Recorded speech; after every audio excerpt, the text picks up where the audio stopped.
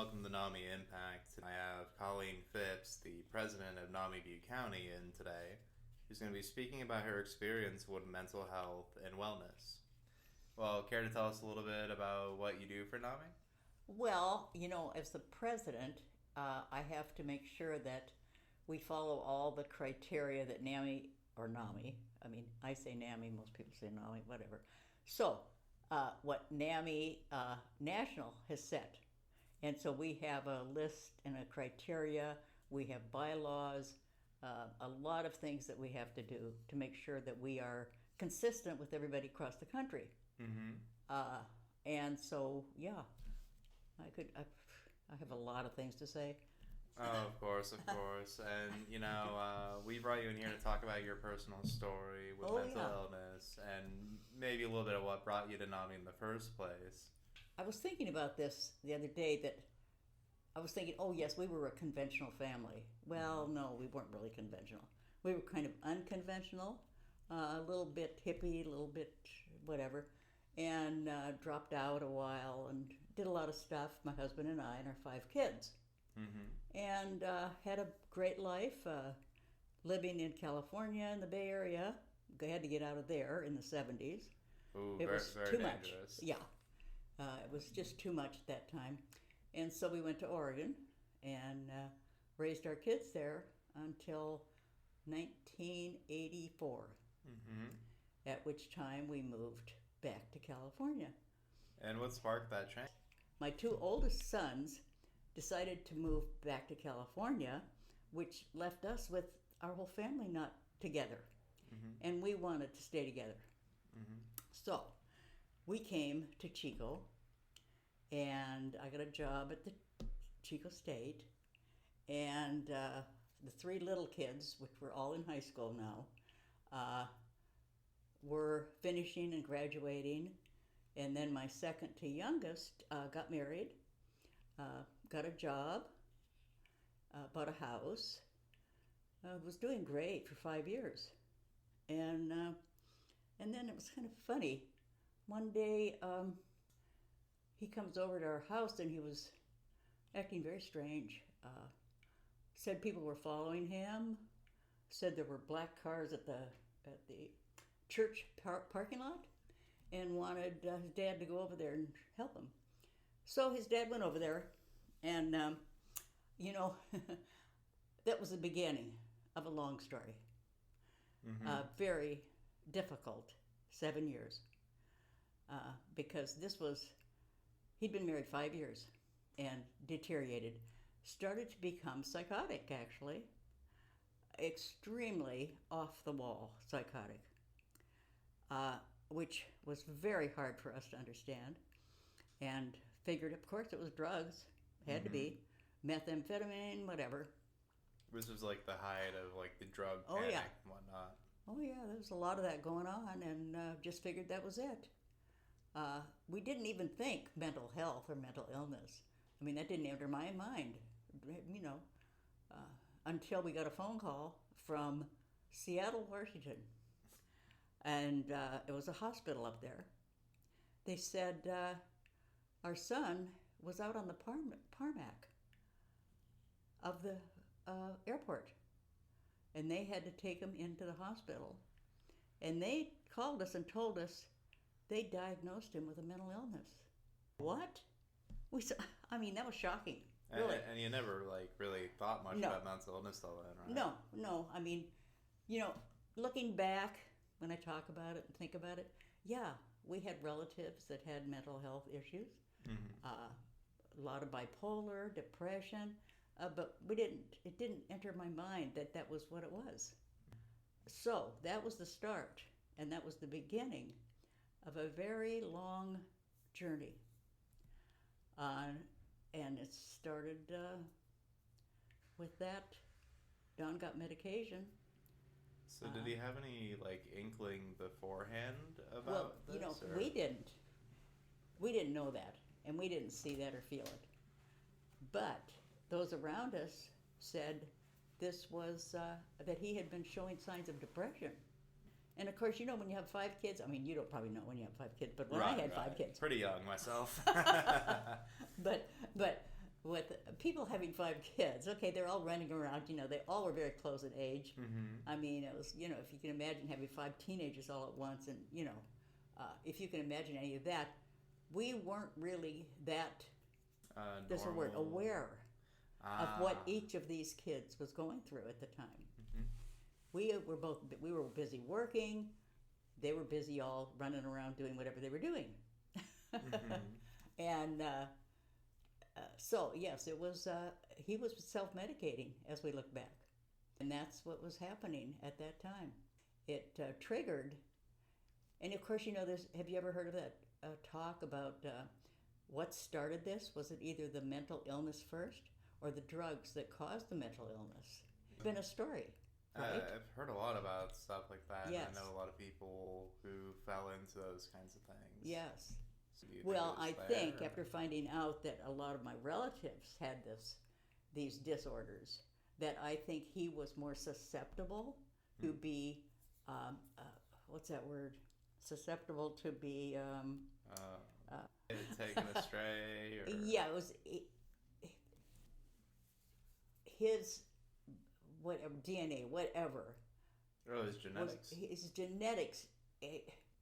He was very susceptible to get this illness and go out of control, and to become an actual diagnosable mental illness.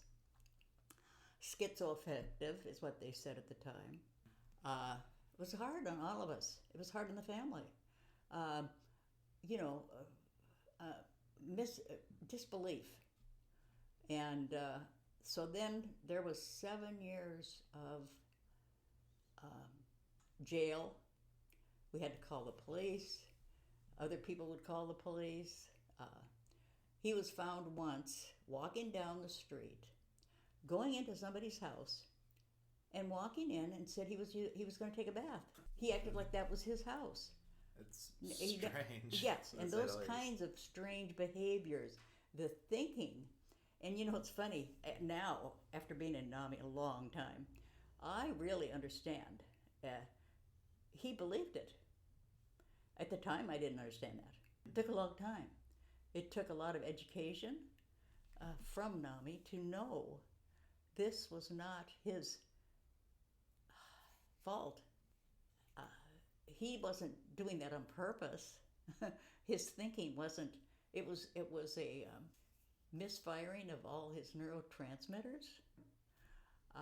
So like he was hallucinating? Oh, yes. I could tell lots of stories because that was a lot of years of stuff.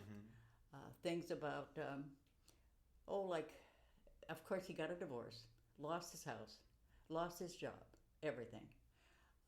Ended up living in a little cottage next to our house. And he would come over to our house and he'd say, oh, look, Mariah Carey is on the TV and she's singing to me. Hear that? Mom, can you hear that?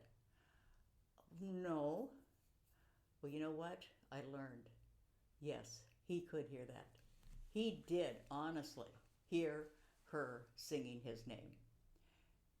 And I learned through NAMI and being educated that I was able to, it'd be easy to say, no, you didn't, Don. Of course, that's not true. What are you talking about? I get very angry. And a lot of people do. I mean, that's really frustrating. Oh, yeah. To have somebody be so out of this world. Well, you come to the point where you find out that, I understand. I know that's what you hear. And what was the moment where you felt like, you'd gained like that kind of understanding? Well, that was about 4 years into this, and it was much easier for both Larry and I to be able to talk to Don, to be able to, okay, we understand.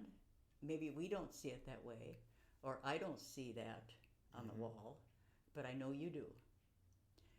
Because we found out, it's very difficult for somebody like Don. He didn't like being in that place. He didn't like feeling that way. But he had no control over it. And those are things that we learned. And that's one of the things I've been able to help other people in NAMI is to understand that when that's going on with their family. That be okay with the fact that they are in that state of mind and help them by letting them not feel alone and being understanding. You basically extending them courtesy, would you say? Oh, absolutely. You know, unlike having this therapist telling us to just kick him out on the street. And of course, Larry had no way if he can do anything like that. We love our children, right? And Right. do whatever we want. We're going to do whatever we can. And it's not enabling when you are helping somebody who has a miswiring of their neurotransmitters that is a medical problem that can be solved with medication. I'm a fierce advocate for medications because I've seen what it did for Don. He was able to reconnect those neurotransmitters and become a wonderful back to where he used to be. What was finally the thing that helped him? You know what helped him? Prison. Isn't that an awful thing? Oh, yes. It was the only thing because it was a controlled environment that was, he had no way to get out of that environment. And so we go back to the 60s when they got rid of everybody that had to be committed, blah, blah, blah. You know, we get into that story. They got rid of the institutions Right. and all that. And those, of course, were over the top, but they should have considered how to handle that. Mm-hmm. Because now the prison systems have become those controlled environments for so many people. And because of the Coleman versus California, or what was it? Anyway, that particular lawsuit many years ago caused California prison system to have to take care of those with mental health issues. And so they have mental health units, and they have psychiatrists, and they have therapy 5 days a week. They did medication monitoring so that they became, so that they found out for Don the correct medication, the correct dosage, over a few years it took to finally get the right combination to have him have it all connected correctly again. What a wonderful thing. Oh, yeah. I mean, you know, isn't that horrible though, that you have to go to prison and because of that? I mean, that's a tragedy that caused that to happen. And that tragedy was one I can't talk about because I'd start crying. And I don't want to start crying because it has caused a fire in me to advocate for changes in the system. Mental health mobile crisis units, crisis intervention team training.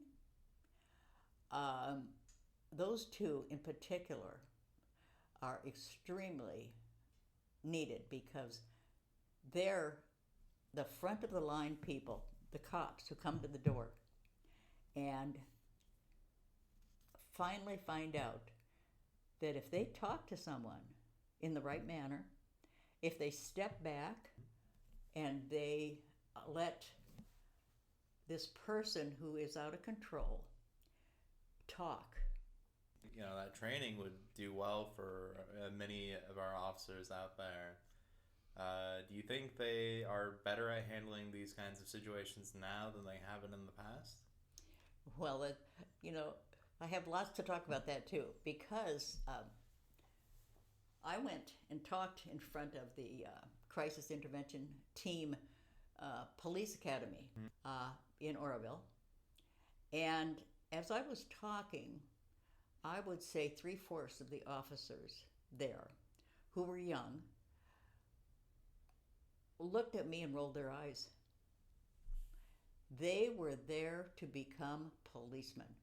And that is a totally different thing than having compassion and thinking about the behavior of other people. You are there trained to catch a criminal. And I'm saying that is basically what most of the police were thinking. And you see, I have a whole, well, we could get into a half-hour discussion just on that. Of course. Because there's also the fact that in San Francisco, they have started having a mental health police force. So you can call 911 in San Francisco. And if you are having somebody with a mental health crisis, they will call the police who've been trained specifically with mental health issues to go take care of that problem, instead of the regular police officers who are there just to take care of criminal activity. Yes, who might make the wrong call in that situation, you know. Absolutely. So that would be the best scenario to happen everywhere, because we have so many of these things. You know, we have people have died here in Butte County because of, I have a neighbor across the street. His son was in the backyard. The police came over and shot him because of his behavior. It's not an unusual thing, and there's a lot of stories of people here in Butte County that have had that happen. But I still have to say we've had to come a long way. We do have the mobile crisis unit here in Butte County. They'll come out to your house, and that can alleviate a problem. They can find out whether they have to have somebody sent to the jail or sent to a 5150, which anybody who's into this environment knows what 5150 is, and that's a danger to self or others, or unable to take care of yourself. Oh yeah. Now, if you can eat out of a garbage can, they still consider you doing okay. So yes, it's a pretty low bar. Yeah. And of course, and so now here we are. There was a lot leading up to that. We had a lot of criminal, a lot of issues. We had the police surrounding the cottage next door and said that Don had a hostage in there. And so they brought the, what's that called? TAC team. Oh, SWAT? Yes, they brought in the SWAT team. Yes, they surrounded the house. They told us to get on the other side of the street of the block because somebody might get shot. That's strange.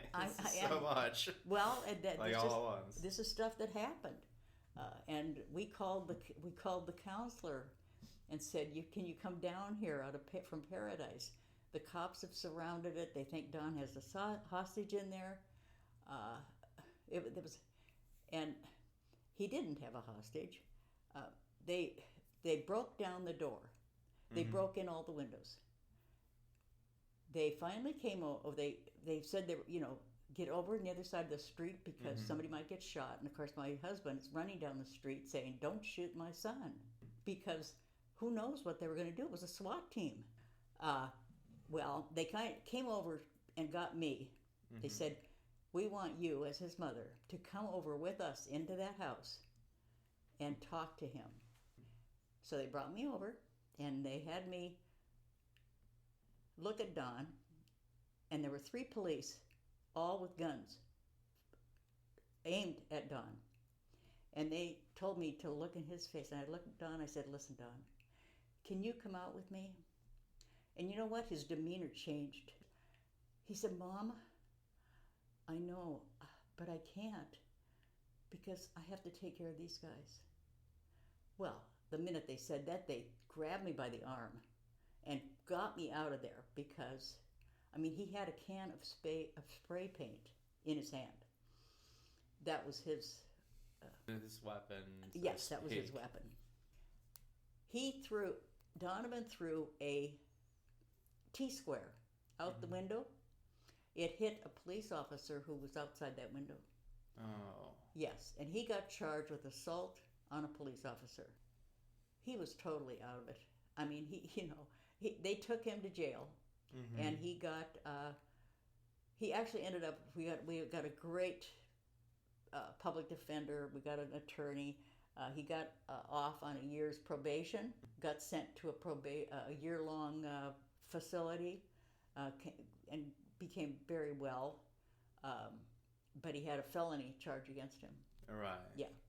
And that was back in 1996 or 97. And then he came and he did really well. Great for 5 years. Remodeled the cottage next door, fixed it up into 2 bedrooms and a kitchen and a bath, and got everything. Really nice. Oh yeah, he's doing good. He was working over at Oakmont in the kitchen as a chef. He had gone to chef school and he was doing good. It was great. And then he'd come over and watch. What's that? Survivor, I think, was on then. Oh. Come over and he'd watch Survivor. It was one of the first year it was on. Yeah. He'd come over to our house and sit and watch it with us. And then one day he comes in, and you know what? It was very funny. He walked in, and he had a swagger about him. And something told us something's wrong. He was walking like he was king. Oh. That was not like him. He was walking like he just knew who he was. Like he owned the place, basically. Oh, gosh, yes. Oh, yeah. We knew he had quit his medication.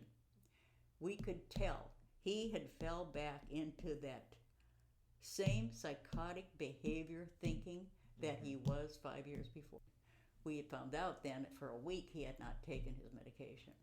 Well, was he like hiding it, or did he he just not quit have taking the pills? it. Oh no, he just quit taking it. It was kind of a long story, but it's basically, I don't know how long we have. I could talk for 2 hours on this and don't mean to, but I don't want to bore anybody. But I have to say, he was working at Oakmont as a cook. Mm-hmm. I mean, as a dishwasher. Right. And the cook quit. And so they asked Don, could you come and cook? And he had went to cooking school, so he said, yeah, I will. Mm-hmm. So he was cooking. So he was cooking for a few weeks. And then the corporation came and said, I'm sorry, he can't cook. He was hired as a dishwasher. He cannot cook in there. Ah. And it really, I think, destroyed him. Mm-hmm. He quit taking his medicines. Yeah, he quit. For whatever reason.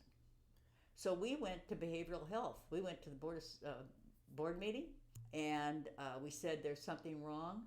Our son is going to deteriorate terribly. Mm-hmm. We are afraid. We talked to his counselor at behavioral health. The policeman at the behavioral health board said, I'm going to be on call. Here's my number. If you need me, just call me. Okay? Right. Oh, good. Sounds great, right? Oh, yeah. Okay. And the counselor said, well, we can't come out to you. Now, they didn't have mobile crisis. He has to come into the office. Mm-hmm. Well, Larry went over next door to talk to him. Are you kidding? Don opens the door. What are you in here for? Well, Larry said, are you taking your medication? None of your business. I don't need to tell you what I'm doing. Really? Yeah. That was a Friday. The counselor said, bring him in on Monday. Well, he was going to go with us. Right. We didn't know what to do. And it sounds like you're really worried about how we knew something was going on because we knew his behavior was so erratic and psychotic that it was a danger. So, Sunday, he starts throwing all the furniture that was in that cottage out in the street. Oh. And we call the police. He is bombarding the street with all of his furniture. He's out of control. He needs 5150. Right. 2 officers come to the house, to the cottage next door. Don opens the door and he has a can of spray paint. They pull his guns. They were guns. We run over there and Larry hands him a paper that says that Donovan has a mental illness and here is who you should call. The police officer threw it on the floor, on the ground, and said, what are you talking about, mental illness? We don't know what you're talking about. So like they didn't... Not understanding. Didn't even want to hear it. They no, didn't care. This is a criminal case and we're here to take care of it. Well, we were so we're standing there out by the front door, and they get a phone call. South Chico had a altercation, and they wanted those two police officers to get down there. They left. Just left them right there? Yep, that's where they left. It's the dispatcher, and she says, do you still need a police officer there? And we said no. You know why? You were Because, afraid? well, no, because Donovan had ordered pizza. To that, we saw the pizza guy drive up. We knew he was sitting in the house, cottage, eating pizza, and we knew what the criteria is for 5150. Right. The criteria is a danger to self or others. He was not going to be distributing that, and we knew that because we'd been through that for years. Okay, so we said, okay, no, we don't. I mean, we knew what would happen. Yeah, they would just say, it looks fine. Exactly. And so, so then Monday morning, my daughter-in-law calls me and says, I think Larry's truck has been in an accident down on Esplanade. What? We look outside, the truck wasn't there. Oh, I guess Don had taken the truck and had an accident. We sent our other son down there to look. Down by the high school. Yeah, Dave says, the truck's been in an accident. Well, we get up right away, run down there. It was 7:30 in the morning. Don had driven the truck down the Esplanade. He went to South Chico. Well, we found this later. He went to get cigarettes, and then his debit card didn't work. So he was coming back to the house, driving fast, and then he said some kids were trying to chase him in the truck. Right. So he was driving fast, drove through 2 stoplights or 3, and hit a car in front of the high school, and the young man died.